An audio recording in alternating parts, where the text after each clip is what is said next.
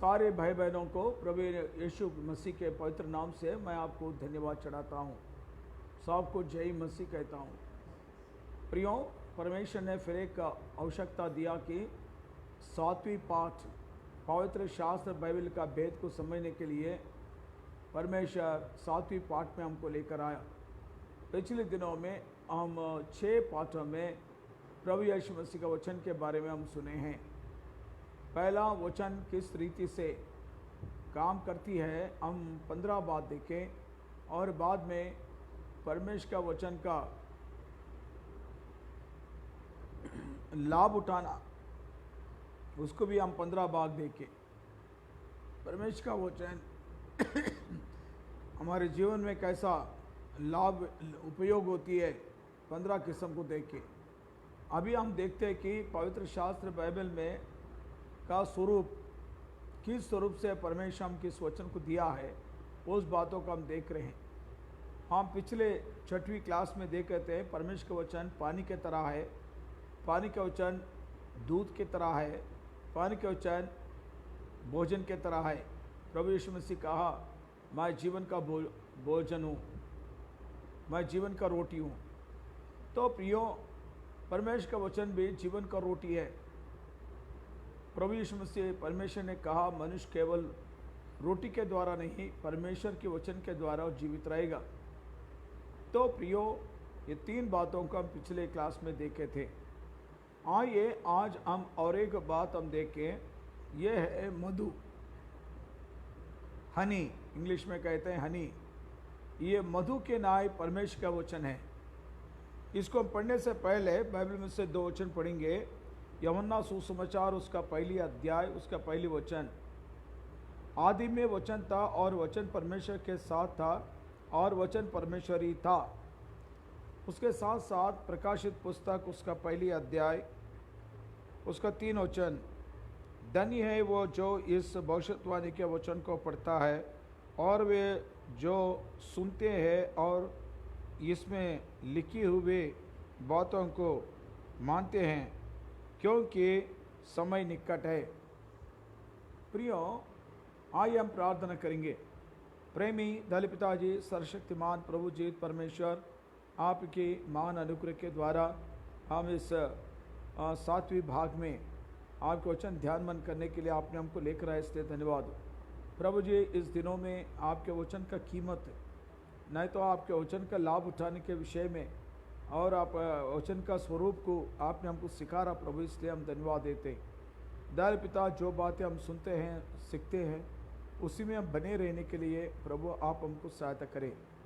प्रभु जी, आज के वचन के लिए आपकी सहायता मांगते हैं। प्रभु आप हमसे बात करें। जो भी ये वचन सुनते हैं उनके जीवनों में पवित्र आत्मा का कार्य किए। प्रभु यीशु के नाम से मांगता हूँ, सुनो ग्रहण कर पिताजी, आमीन। प्रियो, ये मधु के नाई मधुर है परमेश्वर के वचन। दाऊद राजा उतना बड़ा राजा होते ही, दाऊद राजा उतना बड़ा राजा होते ही वो ये बात कहता। भजन संहिता 19 अध्याय, भजन संहिता उसका 19 अध्याय 10 वचन, जो भी निकालते पढ़ सकते हैं। भजन संहिता 19 अध्याय 10 वचन 19, Psalms 19:10। हमारी आयु के वर्ष 70 तो होते हैं।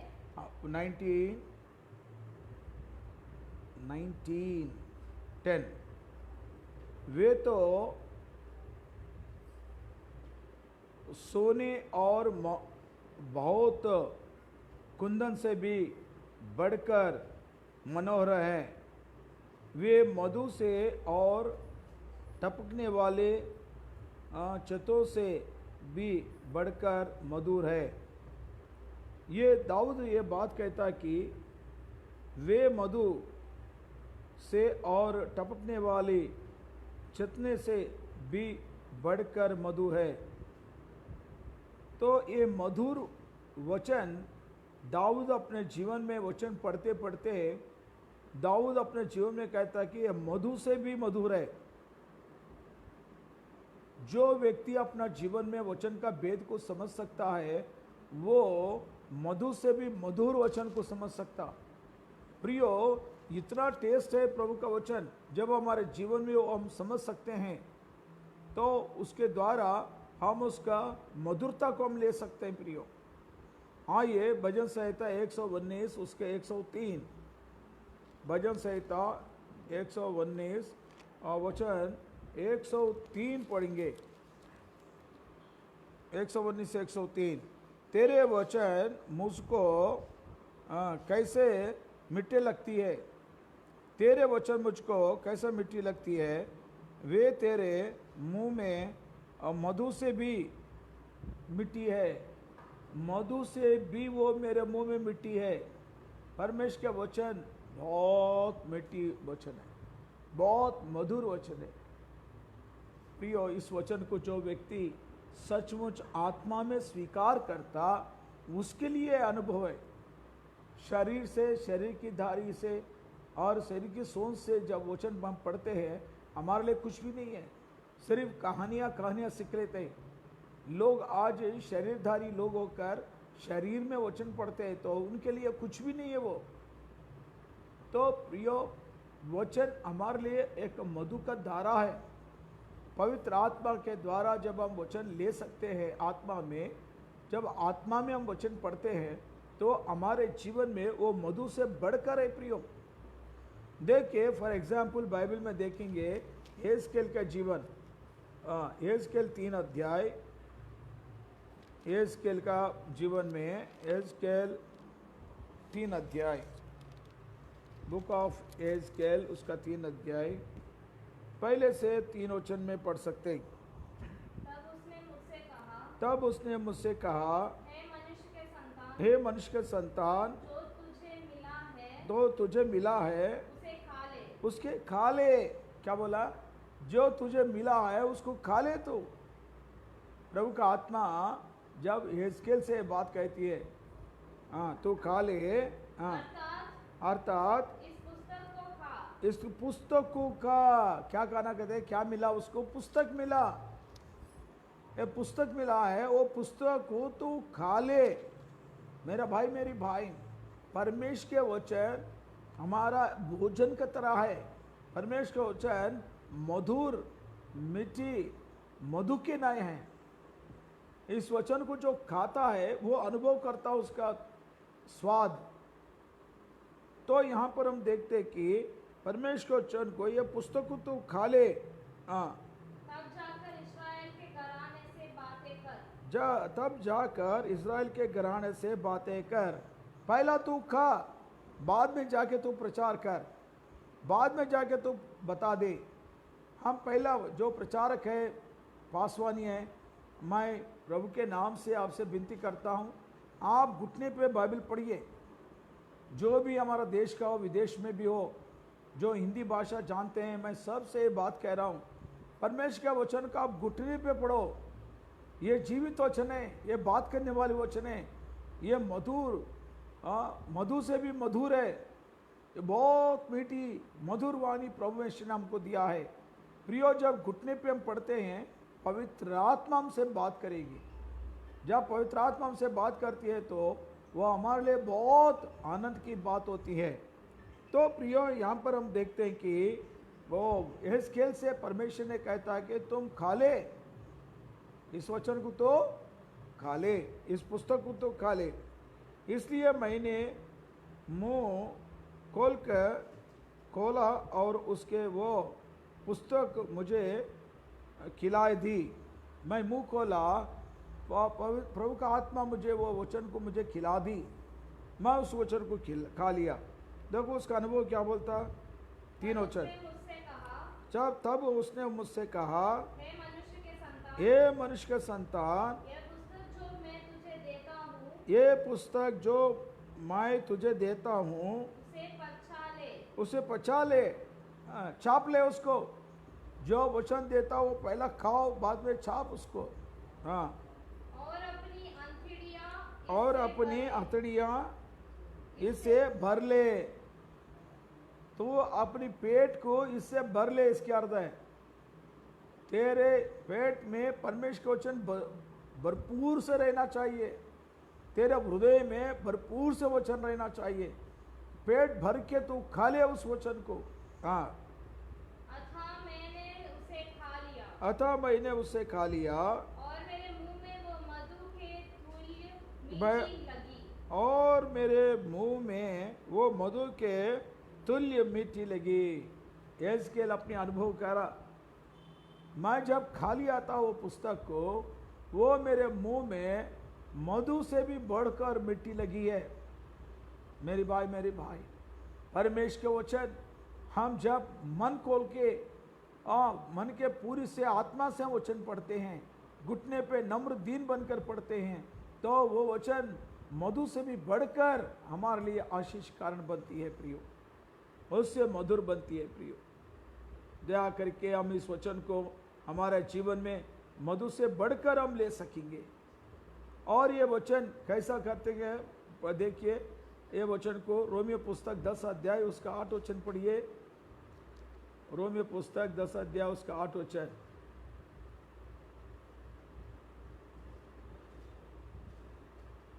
परंतु वह क्या कहती है, परंतु वो क्या कहती है, यह कि वचन वचन पहला तेरे निकट रहना चाहिए, तेरे मुंह में और तेरे मन में है। बाद में वो मुंह में जाना है।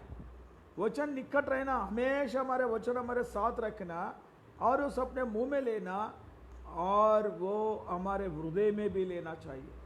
जो मुंह से कहा था वो शरीर के अंदर जाती है।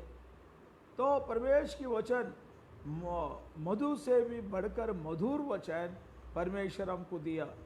और दूसरी बात है, जो मधु अच्छी मधु खाता है उसकी आंखें खुल जाता बोल के दुनिया में एक कहावत है।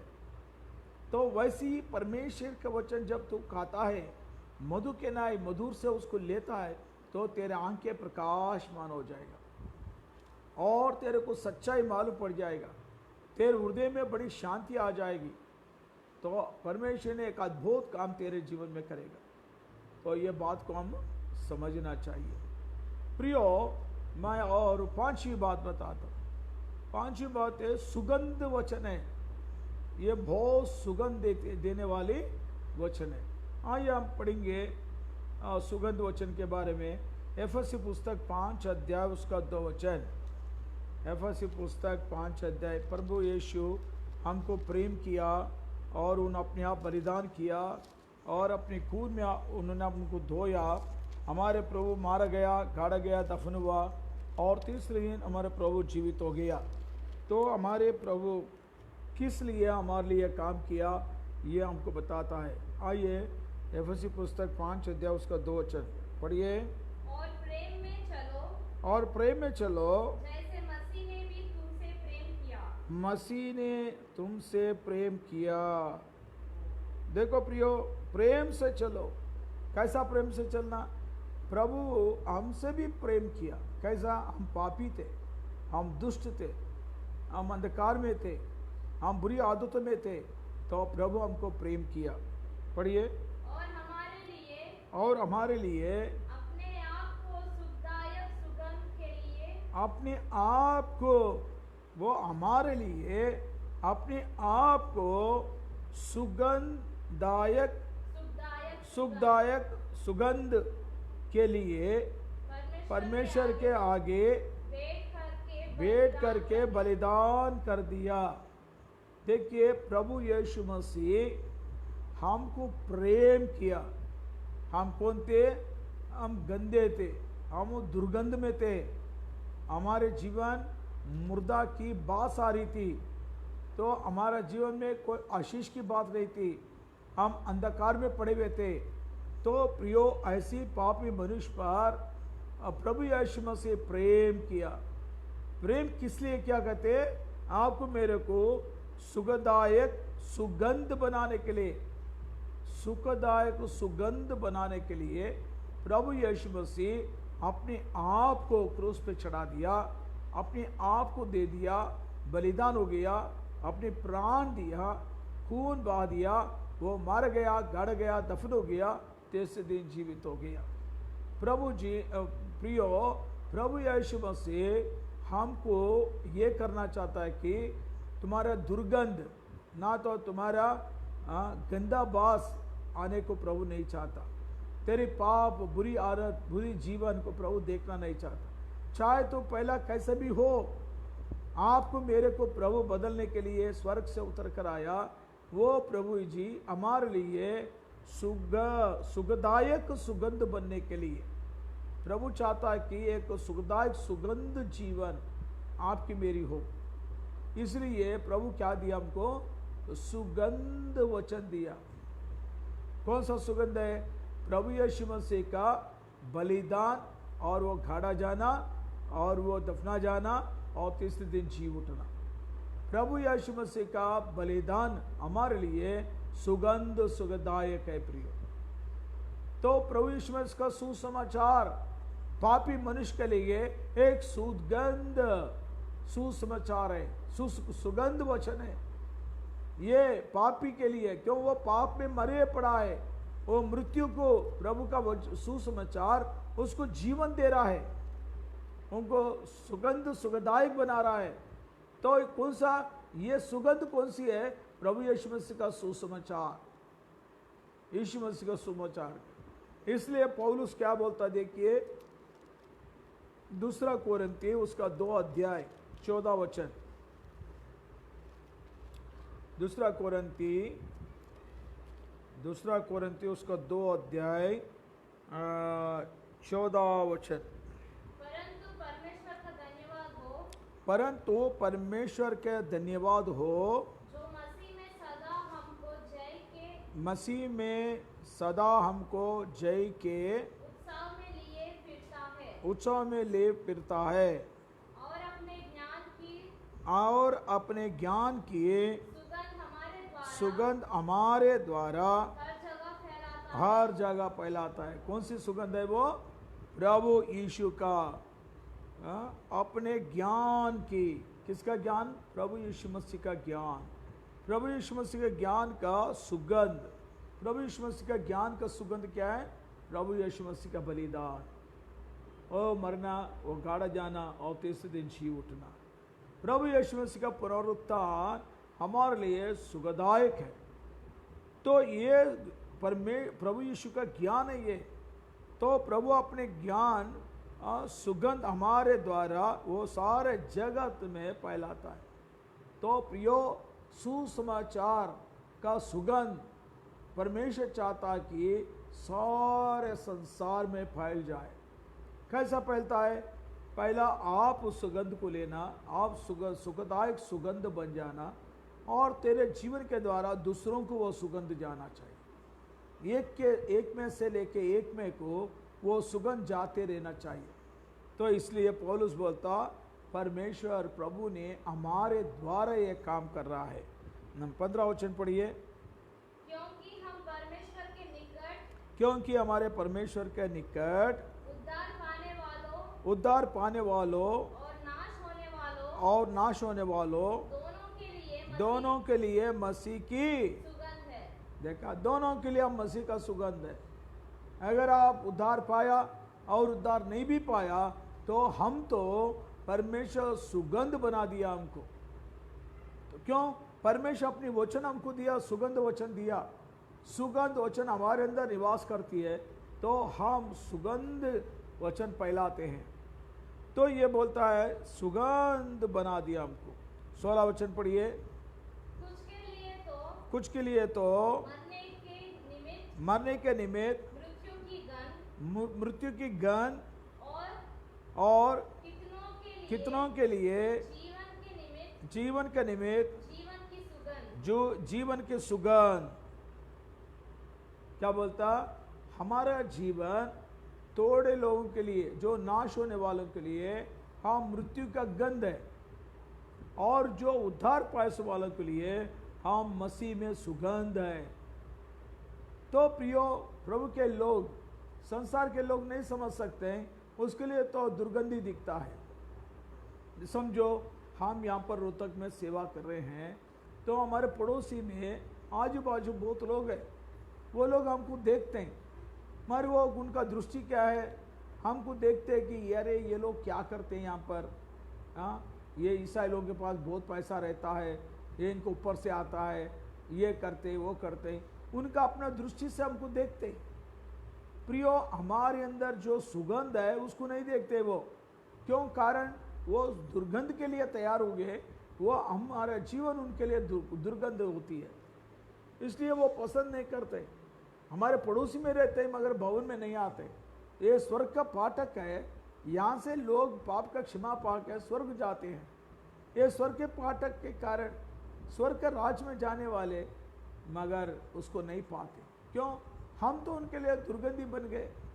मगर एक समय आएगा वो भी गवाही देंगे कि हम ये बात नहीं जानते थे, ये सुगंध है। हम जानते थे कि ये दुर्गंध है, इसलिए हम तो उनके पास गए नहीं।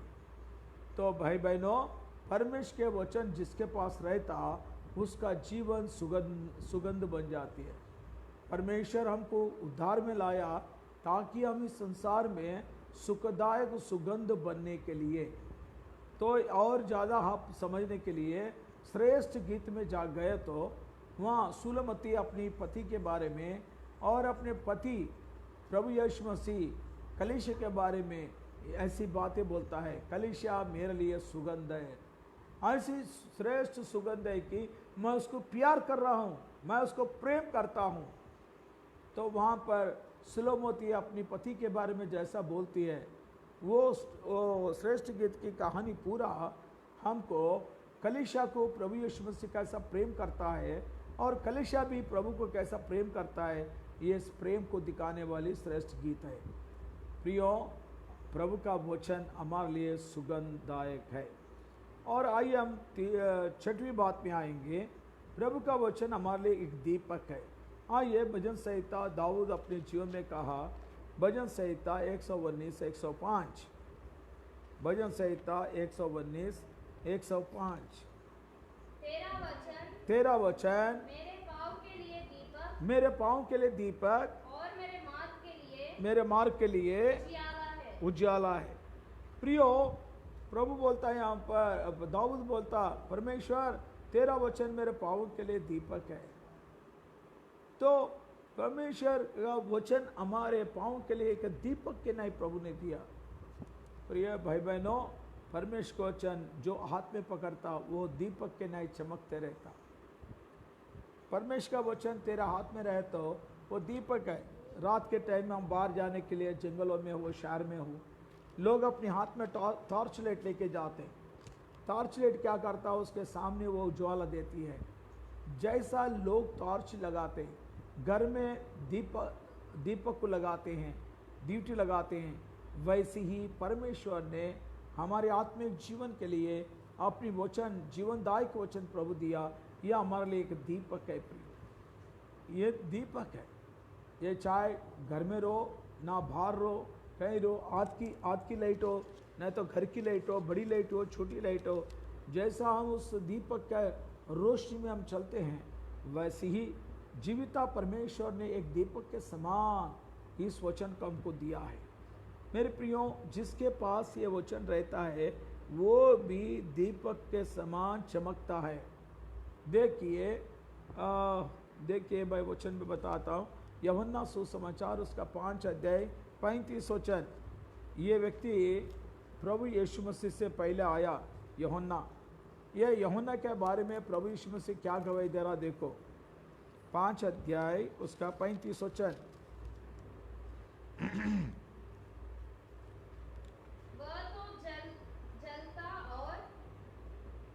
वो तो जलता और चमकता हुए दीपक था। क्या बोलता? वो तो जलता और चमकता हुए दीपक था। कौन है ये? यूहन्ना के बारे में। कौन बोल रहे हैं? प्रभु यीशु मसीह। क्या गवाही दे रहा यूहन्ना के बारे में? वो दीपक है, वो जलने वाला दीपक है। प्रियो, हमारे प्रभु यीशु मसीह दीपक है और प्रभु का वचन भी दीपक है। जब परमेश्वर का वचन तेरे पास आया तो बुझाओ सा दीपक है। तो आप हो, मैं हो, बुझ गए। परमेश्वर ने हमारे अंदर दीपक रखा। आइए हम वचन पढ़ेंगे, नीति वचन उसका 27 और 20।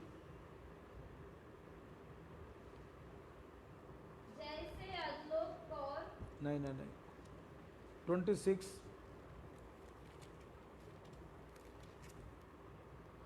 20 देखो,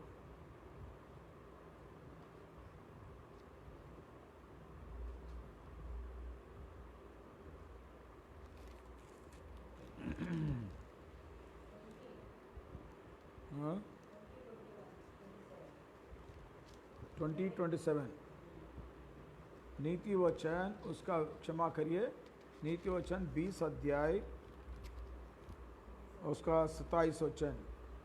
हाँ, मनुष्य की आत्मा मनुष्य की आत्मा, यहोवा का दीपक है। देखो मनुष्य की आत्मा यहोवा का दीपक है। जिस दिन परमेश्वर ने मनुष्य को बनाया था उसके अंदर प्रभु आत्मा को लगाया। यह आत्मा क्या है? दीपक है। वो दीपक जलते रहती थी तो शैतान आके क्या करा? आदम का जो दीपक को बुझा दी। जब से मनुष्य के अंदर अंधकार आ गया, ये अंधकार में परमेश्वर कौन है, मनुष्य कौन है, जीवन क्या होती है, किस लिए जीना है, हम मर गए तो कहाँ जाते हैं, कुछ भी मालूम नहीं है। वो अंधकार में क्या कर रहा है? अपनी अपनी तरीका से वो भक्ति कर रहा है। इसलिए इतना धर्म, इतना जाति पाति, इतना डिनोमिनेशंस बन गए। आज मसीह में आने के बावजूद भी वो भुसौई सी जीवन ही है। इसलिए लोग क्या करते हैं? हर एक अपना अपना तरीका से भक्ति करते रहते। मेरे भाई, आप जहाँ कहीं भी रहो, एक बार वचन को पढ़ के देखो। परमेश्वर का वचन 16 साल तक लिखा गया। 1600 साल, 1600 ईयर्स परमेश्वर का वचन लिखा गया। और भिन्न भिन्न स्थानों में भिन्न भिन्न तरीका के लोग लिखे हैं। एक घर का आदमी नहीं है, एक व्यक्ति नहीं है। बाइबल में पुराना नियम, नया नियम में जितने लोग बाइबल लिखे हैं ना, अलग अलग स्थान पे, अलग अलग समय पे लिखे हैं। प्रभु को धन्यवाद हो, पवित्र आत्मा ने प्रभु यीशु मसीह जाने के बाद में सारी पुस्तकों को इकट्ठा करते करते करते करते हमको 21 सेंचुरी में पूरा बाइबल हमारे हाथ में आई है। प्रियो, पवित्र शास्त्र बाइबल आप कहीं भी पढ़ो, कौन सा भी व्यक्ति का लो, जो आत्मा के द्वारा मूसा का, वही दाऊद का इर्मिया का, मत्ती का मार्क किया। पौलुस जो बोला वो इर्मिया भी बोला, यशाया भी बोला। तो एक ही आत्मा उनको चलाई। उनका समय कहीं भी किधर भी हो, वो व्यक्ति किधर भी हो, एक संबंधी नहीं है। मगर वो जो वचन दिए हैं वो प्रकाशमान सब के अंदर एक है। मगर आज इतना डिनोमिनेशंस बन गया, सब के अंदर एक ही है क्या? नहीं, सब बोलते हैं नहीं हमारा चर्च ऐसा है, हमारा ये अलग है, हमारा सिद्धांत ऐसा है, हमारा डिनोमिनेशन ऐसा है, नहीं हम ऐसा करते हैं। इतने झूठे बातें हम कैसा कर सकते हैं? प्रभु का आत्मा अगर आपको चला रही, प्रभु का आत्मा मुझे भी चला रही, तो हम दोनों दुनिया में कहीं भी रहो, कैसे भी रहो, हम दोनों का आत्मा का भेद एक ही रह जाएगी। क्योंकि बुझ गई, दीपक बुझ गई। उस कारण से प्रभु यीशु मसीह का आत्मा आके उस दीपक को जला दी। अगर तेरे अंदर का दीपक जल रही है तो ईश्वर के प्रकाशमान में आ जाते हैं। जब तू प्रकाशित हो जाते, कितना अद्भुत बात है। जब एक प्रकाशमान एक ही है, सबके जीवन में एक ही बन गई, सबका आत्मा एक ही बनेगी, भेदभाव नहीं रहेगी, विरोध नहीं रहेगी, तुम्हारा मेरा नहीं रहेगी। आत्मा एक ही है, परमेश्वर एक ही है, विश्वास एक ही है, जीवन एक ही है। हम उसमें मिलकर चलते हैं। तो मेरे भाई, ये दीपक जल गया तो प्रभु यीशु मसीह को जला दिया। तो बपतिस्म के यूहन्ना का आत्मा जल रही, इनका दीपक है। इसलिए प्रभु यीशु मसीह गवाही दिया, वो जलने वाली दीपक है। आइए आपके बारे में, मेरे बारे में प्रभु क्या बोल रहा है। फिलिप्पी पुस्तक उसका 2 अध्याय, फिलिप्पी पुस्तक उसका 2 अध्याय, फिलिप्पी पुस्तक उसका 2 अध्याय 14 वचन से पढ़िए। फिलिप्पी 2 अध्याय उसका 14 वचन। सब काम बिना कुड़कुड़ाए और बिना विवाद के किया करो, बिना विवाद के किया करो, ताकि तुम निर्दोष और बोले होकर टेढ़े और इठेले लोगों के बीच में परमेश्वर का निष्कलंक संतान बने रहो, जिनके बीच में तुम जीवन का वचन लिए हुए जगत में जलते दीपकों के समान दिखाई देते हो। मेरी भाई मेरी बहन, परमेश्वर इस वचन क्यों दिया हमको? हम आदम में बुसे हुए थे, मगर प्रभु यीशु मसीह आकर हमको जलाया। यूहन्ना सुसमाचार 8:12 के अनुसार हमारे प्रभु जगत का ज्योति बनकर आया। वो दीपक आके बुसों को दीपकों को जला दिया। जो व्यक्ति मसीह पे विश्वास किया, जो व्यक्ति अपने पापों की पश्चाताप हुआ, जो व्यक्ति प्रभु यीशु मसीह का पुनरुत्थान पर विश्वास कर लिया, जो व्यक्ति यीशु का लहू में धोया गया, जिसका आत्मा प्राण शरीर पवित्र बन गया, जो मसीह का चाल चलन चलता है, तो उसी के बारे में प्रभु ये बात बोलता है। क्या बोलता है? सब काम बिना कुड़कुड़ाए और बिना विवाद के किए करो। आज कोई भी काम करते लोग कुड़कुड़ाते रहते हैं, कुड़कुड़ाते रहते हैं। कुड़कुड़ाने के काम नहीं है। परमेश्वर का काम जो भी करो खुशी के साथ करो, आनंद के साथ करो। प्रभु का काम करना हमारे लिए आशीष की भाग है। आज रोहतक में भवन प्रभु ने दिया, तो रोहतक के लोग कितना भी काम करे प्रभु के घर में, वो आशीष की बात होती है। तो प्रियो, अगर भवन नहीं रहता तो प्रभु का काम कहाँ करेगी? तो अपने बच्चों का, अपने पति का, अपने घर का ही काम कर सकते, अपने घर के करते भाई।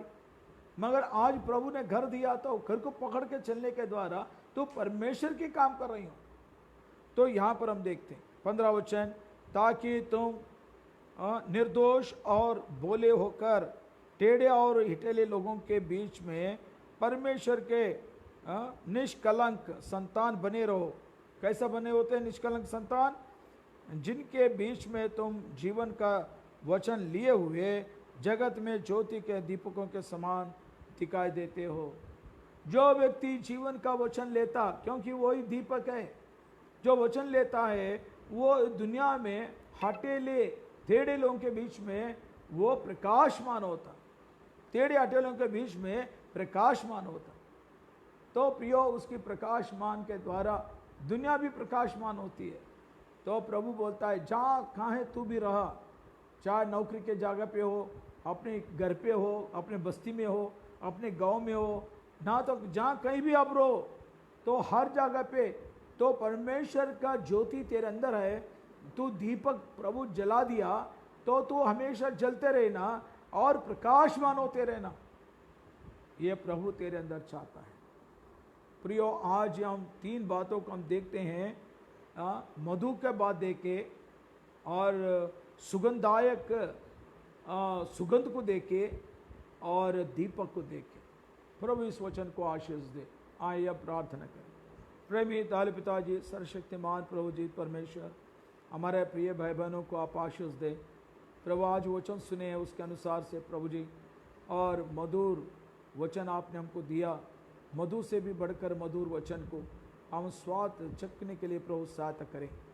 प्रेम पिता, सुगंधदायक सुगंध जो वचन आपने हमको दिया प्रभु जी, इस सुसमाचार के द्वारा हम इस सुगंध को हम पाकर हम दूसरों को फैलाने में सहायता करें। पिताजी, जो दीपक के समान आपने प्रभु हमको बनाना चाहता है प्रभु जी, प्रभु हम दुनिया में जीवन का वचन लेकर ये दीपक, जलते हुए दीपक के समान प्रकाशमान होने के लिए सहायता करें। प्रभु जी, इस वचन को रखवाले करें, हमसे बात करें। प्रभु यीशु के नाम से मांगते सुनो ग्रहण कर पिताजी, आमीन। सबको जय मसीह।